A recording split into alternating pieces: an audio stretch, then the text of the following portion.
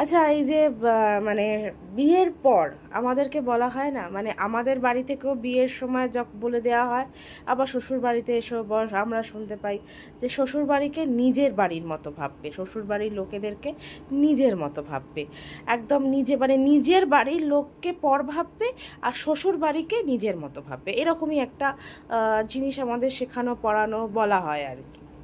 তো আমি খুব একটা ছোট এক্সাম্পল দিচ্ছি যে ধরুন আপনারা জামা, ড্রেস, শাড়ি কিছু একটা আপনার শ্বশুরবাড়িতে কাউকে ব্যবহার করতে দিলেন বা পরতে দিলেন। সেটা যে কেউ হতে পারে, আপনার ননদ হতে পারে, আপনার যা হতে পারে, বা যে কেউ রিলেটিভের মধ্যে শ্বশুরবাড়ির তরফ থেকে হতে পারে। এবার যখন সে আপনাকে ফেরত দিল জিনিসটা, সেটা হয় একটু ছিঁড়ে গেছে, কোনো ড্যামেজড হয়েছে, বা তার রঙটায় কিছু পরিবর্তন হয়েছে, বা সেটা তার ওপর কিছু পড়ে গেছিলো এবং সেটাকে সে অ্যাজ সাচ ফেরত দিয়ে দিয়েছে ঠিক না করে।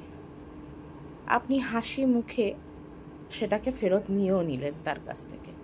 আচ্ছা, এর থেকে বেশি আপন কি করা যায় বলুন তো? এটাই যদি বাপের বাড়িতে আপনার বোন, আপনার মা বা অন্য কেউ করতো, তাকে কি আপনি ছেড়ে দিতেন? একদম না। বোন টোন হলে তো মানে চুলের মুঠি ধরে একদম দিতাম, কিন্তু এখানে তো আমরা সেরকম করি না। তাহলে আর কি এক্সপেক্ট করা হয় আমাদের থেকে? আর কতটা আমরা আপন করে নেব?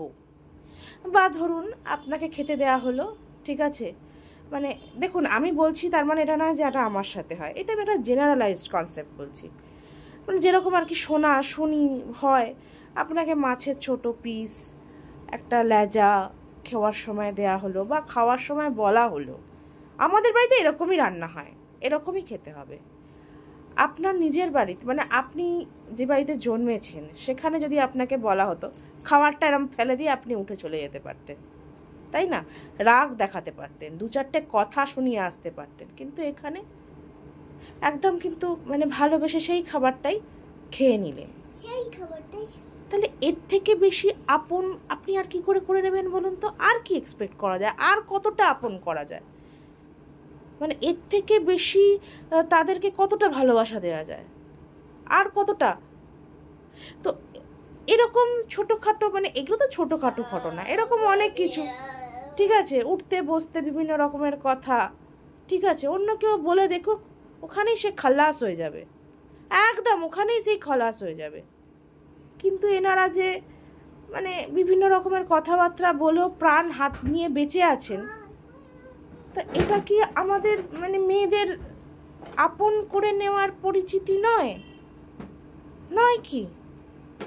তাহলে আর কিভাবে আপন করব আমরা? আর কিভাবে, মানে আর কতটা আপন করব? মানে ওনাদের জায়গায় অন্য কেউ থাকলে এই সমস্ত জিনিসপত্র টলারেবল তো নয়। আপনাকে যে কেউ এসে যা কিছু বলে দিয়ে চলে গেল, আপনাকে হজম করে নিতে হলো, এক্সেট্রা অ্যান্ড এক্সেট্রা, তাদেরকে তো আমরা ছেড়ে কথা বলবো না, কিন্তু এখানে কিন্তু আমরা যথেষ্ট বুঝে শুনে অ্যাডজাস্ট করে নিই, হাসি মুখে ইগনোর করে দিই। তাহলে আর ঠিক কতটা আপন করবো বলুন তো? কতটা? এত কিছুর পরেও যখন তারা প্রাণ নিয়ে এখনও পৃথিবীর বুকে অক্সিজেন টানছেন, এর থেকে বেশি আপন হওয়ার পরিচয় আর কি হতে পারে, তাই না?